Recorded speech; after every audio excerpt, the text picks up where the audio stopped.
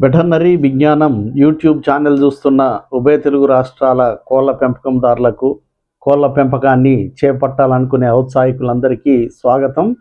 ఈరోజు వెటర్నరీ విజ్ఞానం యూట్యూబ్ ఛానల్లో ఒక కమర్షియల్ బ్రాయిలర్ ఫామ్ కానీ, కమర్షియల్ లేయర్ ఫామ్ కానీ, నాటు కోళ్ల ఫామ్ కానీ స్థాపించాలంటే ఎటువంటి స్థలాన్ని ఎంపిక చేసుకోవాలి, షెడ్ నిర్మించేప్పుడు ఎలాంటి జాగ్రత్తలు తీసుకోవాలి అనే విషయం గురించి తెలుసుకుందాం. సాధారణంగా షెడ్ నిర్మాణానికి చాలా ఎక్కువ ఖర్చు పెడుతుంటాం.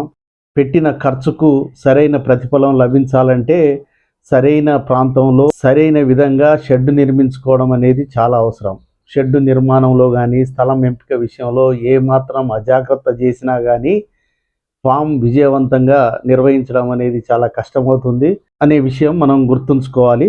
ముందుగా స్థలం ఎంపిక గురించి మాట్లాడదాం. స్థలం విషయానికి వస్తే ఫామ్ స్థాపించే షెడ్ నిర్మించే ఏరియా నీరు నిలవకుండా ఎత్తైన మెరక ప్రదేశంలో ఉండాలి. మురుగునీరు పారుదల అనేది తొందరగా ఉండేటట్టు కొంచెం స్లోప్గా ఉండే విధంగా మనం శ్రద్ధ తీసుకోవాలి. ఎంపిక చేసిన స్థలము విస్తీర్ణం చాలా ఎక్కువ ఉండేట్టు చూసుకోవాలి. భవిష్యత్తులో సపోజ్ మీరు ఎక్కువ సంఖ్యలో కోళ్ళను పెంచాలనుకోండి, అటువంటప్పుడు చుట్టుపక్కల ప్రాంతంలో మనకు స్థలం ఉంటే విస్తరించడం అనేది చాలా సులభంగా ఉంటుంది. కాబట్టి భవిష్యత్తును దృష్టిలో పెట్టుకోవాలి. ఇండ్లకు కానీ, ఫ్యాక్టరీలకు కానీ, ఇతర కోళ్ళ ఫారాలకు కానీ, వాహనాల రద్దీ ఉండే హైవేలకు దగ్గర కానీ ఈ షెడ్లను నిర్మించకూడదు. శబ్ద కాలుష్యం వల్ల కోళ్ళ ఆరోగ్యం దెబ్బతినే ప్రమాదం ఉంటుంది. కోళ్ళ దానా కానీ, కోళ్ళ రవాణాకు కానీ, ఇతరత్ర విషయాలకు రహదారి సౌకర్యం ఉంటేనే చాలా బాగుంటుంది. విద్యుత్ లైన్ కూడా దగ్గరగా ఉన్న ప్రాంతాన్ని ఎన్నుకుంటే చాలా మంచిది.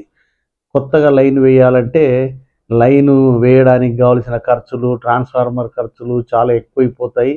అందువల్ల విద్యుత్ లైన్ దగ్గరగా ఉంటే చాలా మంచిది. అదేవిధంగా కోళ్ళకు తాగేందుకు సరిపోని క్వాలిటీ ఉన్న నీళ్లు లభిస్తున్నాయో లేదో ముందే తెలుసుకోవడం చాలా అవసరం. ఇక షెడ్ నిర్మాణం విషయానికి వస్తే షెడ్ నిర్మాణం అనేది చాలా ముఖ్యమైనది. కోళ్ళు జంతువుల బారిన, దొంగల బారిన పడకుండా ఉండాలన్నా, వ్యాధుల నుంచి రక్షణగా ఉండాలన్నా, బరువు బాగా పెరగాలన్నా కానీ చక్కటి షెడ్ అనేది చాలా ఇంపార్టెంట్. ఆ షెడ్ను సాధ్యమైనంత వరకు సూర్యరశ్మి డైరెక్ట్గా కోళ్ళ మీద పడకుండా ఉండాలంటే తూర్పు పడమర దిశలో నిర్మించడం అనేది చాలా ముఖ్యం. 2 షెడ్ల మధ్యలో దూరం కనీసం 60 అడుగులు ఉండే విధంగా చూడాలి. కోళ్ళు అనేది ఉష్ణోగ్రత వ్యత్యాసాలను తట్టుకోలేవు. కాబట్టి షెడ్ నిర్మాణం మీద చాలా శ్రద్ధ తీసుకోవాలి. ఖర్చు తక్కువ అవుతుందని తాటాకులతో నిర్మించామనుకోండి, అటువంటప్పుడు చలికాలంలో బాగానే ఉంటుంది, కానీ ఇతర కాలాల్లో అగ్ని ప్రమాదాల బాధ ఉంటుంది, బాహ్య పరాన్నజీవుల బెడద ఉంటుందనే విషయం గుర్తుంచుకోవాలి.